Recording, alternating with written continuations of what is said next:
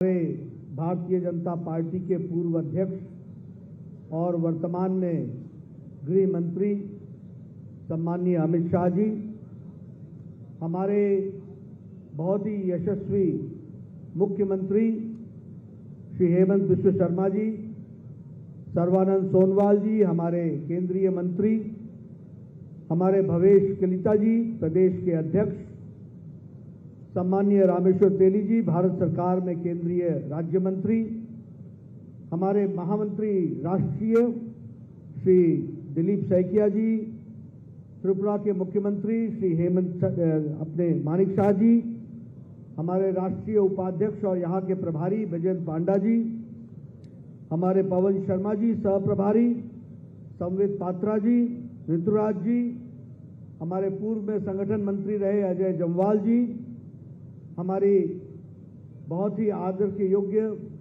बहन विजय चक्रवर्ती जी, सभी सम्मानित मंच पर उपस्थित सज्जनवृंद और यहाँ बड़ी संख्या में उपस्थित हमारे भारतीय जनता पार्टी के कार्यकर्ता और हमारे पूर्व कार्यकर्ता जो संगठन के नींव के रूप में उन्होंने पार्टी को आगे बढ़ाया, और हमारे मीडिया के साथी, प्रिंट मीडिया और इलेक्ट्रॉनिक मीडिया के साथी, आज बहुत ही खुशी का दिन है, उत्सव का दिन है। जैसा हमारे पूर्व वक्ताओं ने और गृह मंत्री जी ने बताया कि आज हम सबको संतोष मिलता है कि हम इस भव्य कार्यालय के श्री गणेश के अवसर पर यहां पर उपस्थित हुए हैं और आगामी लक्ष्य लेकर के मंडल स्तर तक कार्यालय के खोलने के आह्वान के साथ समयबद्ध तरीके से कार्यालय बनाने के लिए हम संकल्पित होकर के चले हैं।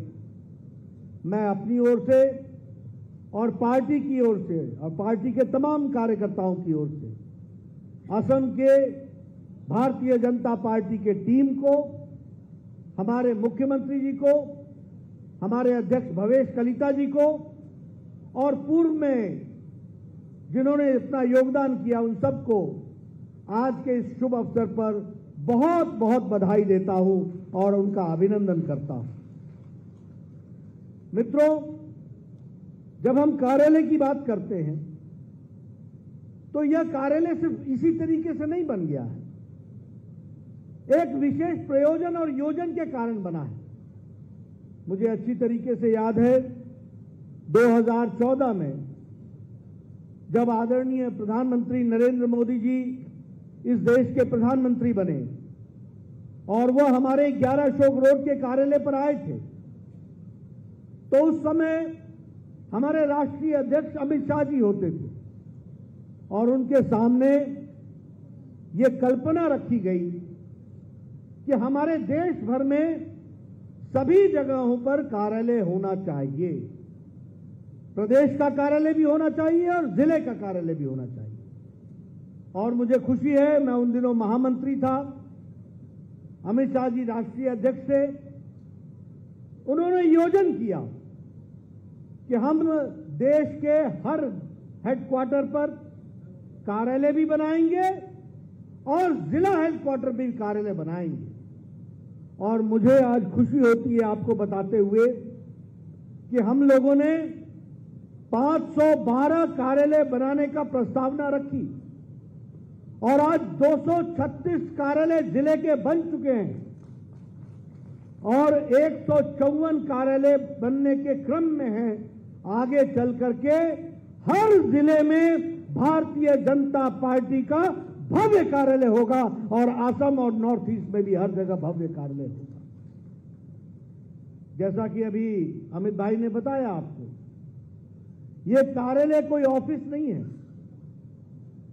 यह हमारे समर्पण का केंद्र है, यह हमारे संस्कारों का केंद्र है। और मुझे खुशी है, मैं गया अमित भाई के साथ, अभी देखा हमने, ये आधुनिक सुविधाओं के साथ सुसज्जित कार्यालय है। इसमें डिजिटल सेंटर भी है, सोशल मीडिया का भी है, रिसर्च सेंटर भी है, मीडिया सेंटर भी है, कॉन्फ्रेंस हॉल भी है, बड़ा हॉल भी है, छोटा हॉल भी है, बैठने की व्यवस्था भी है और ई लाइब्रेरी भी है। यानी कार्यकर्ता को अपने ज्ञान को बढ़ाने के लिए, अपने संस्कार को बढ़ाने के लिए, अपनी ताकत को बढ़ाने के लिए हर सुविधा इस कार्यालय में मुहैया कराई गई है। इसके लिए मैं विशेष करके आपको बधाई देता हूं।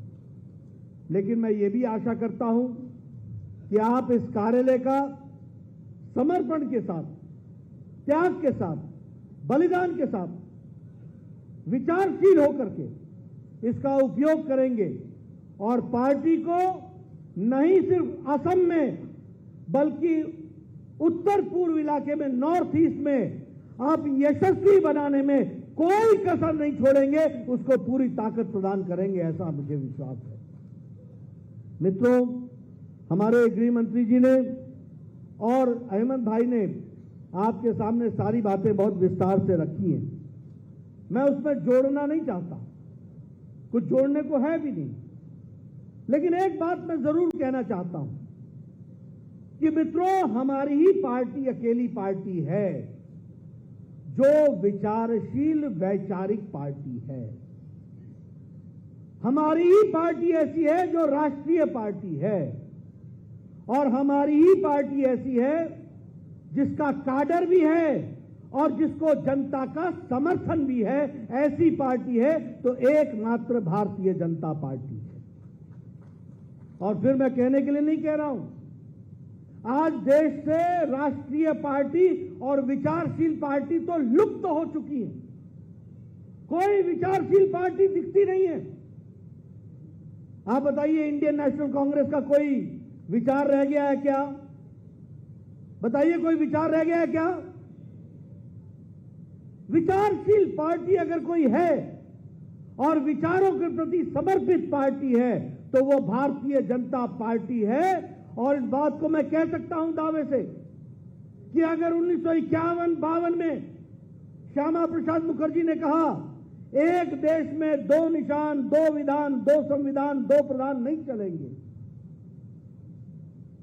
तो 1953 में अगर उन्होंने बलिदान दिया तो 2019 को 5 अगस्त को प्रधानमंत्री मोदी जी ने और अमित शाह की रणनीति ने जम्मू कश्मीर में धारा 370 को धाराशाही कर दिया और एक विचार के साथ हम खड़े हो गए, एक देश में एक निशान, एक प्रधान, एक विधान।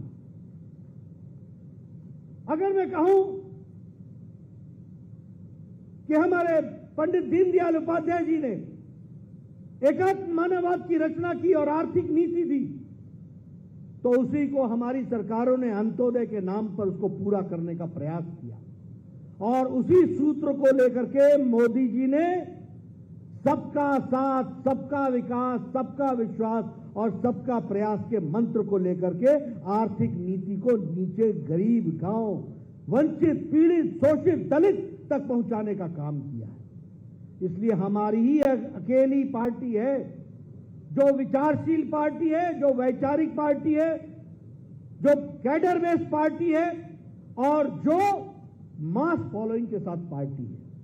आज हमारे 302 एमपी हैं लोकसभा में, आज हमारे 92 से ज्यादा राज्यसभा में एमपी हैं, हमारे 1394 से ज्यादा विधायक हैं, हमारे 117 मेयर हैं और हमारे हजारों हजार वार्ड मेंबर और पंच प्रधान हैं। ये सबसे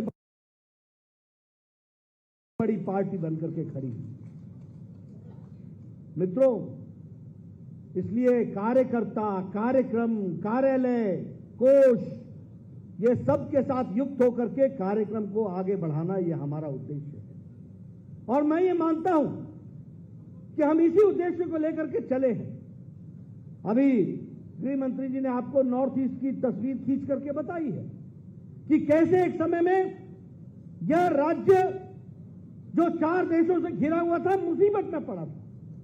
देश का नेतृत्व कमजोर था, उसका ख्याल नहीं रख सक रहा था, लेकिन आज यही नॉर्थ ईस्ट, यही असम आज मुख्य धारा में शामिल है और विकास की प्रक्रिया में मुख्य रूप से आगे बढ़कर के आ रहा है। तो ये नॉर्थ ईस्ट आ रहा है, इसको हमको ध्यान रखना चाहिए। एक समय में ये बंद, ये कर्फ्यू, ये इंसर्जेंसी, ये बंद के साथ जाना जाने वाला प्रदेश था। आज ये शांति प्रिय प्रदेश है, आज ये विकासशील प्रदेश है, आज ये विकास के लिए आह्वान करते हुए बढ़ने वाला प्रदेश है। यह नेतृत्व के अंतर के कारण हुआ है, यह हमको समझना चाहिए। और इसलिए हमको भारतीय जनता पार्टी को भी मजबूती प्रदान करनी है। हमको भारतीय जनता पार्टी के मजबूती के साथ साथ नॉर्थ ईस्ट के विकास में अपना योगदान पूरी तरीके से बढ़ाना है। नए नए आयामों का विकास हुआ है। कभी आपने सोचा था कि all India institute of medical sciences यहां गुवाहाटी में आएगा? कभी कल्पना की थी? अब 1 साल के अंदर वह भी आपको समर्पित होगा और आपके लिए नॉर्थ ईस्ट के लोगों को दिल्ली नहीं जाना पड़ेगा। कभी आपने सोचा था कि कैंसर का सबसे बड़ा सेंटर बनेगा तो वो नॉर्थ ईस्ट बनेगा? आज ये नॉर्थ ईस्ट कैंसर के दृष्टि से देश में one of the best facilities के साथ खड़ा होने वाला नॉर्थ ईस्ट हो गया है और असम हो गया है। ये हमको समझना चाहिए। कनेक्टिविटी की दृष्टि से, नेशनल हाईवे की दृष्टि से, हर दृष्टि से एक बढ़ता हुआ असम, एक बढ़ता हुआ नॉर्थ ईस्ट हमको देखने को मिल रहा है।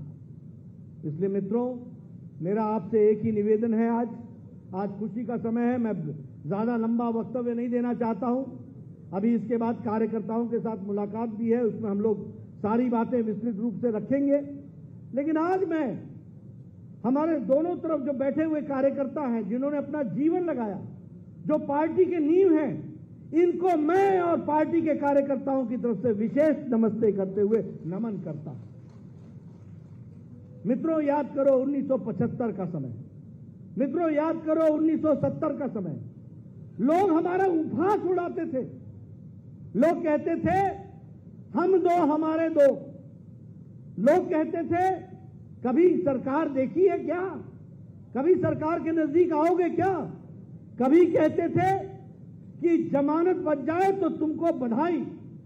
और इसमें भी कोई दो राय नहीं है कि हमारे ये सभी सज्जन वृंद, जिस दिन हमारी जमानत बच जाती थी तो हम खुशी मनाते थे, लड्डू बांटते थे कि आज हमारी विचारधारा के साथ जुड़ने वाले इतने लोग हो गए हैं। वहां से ये यात्रा शुरू की है।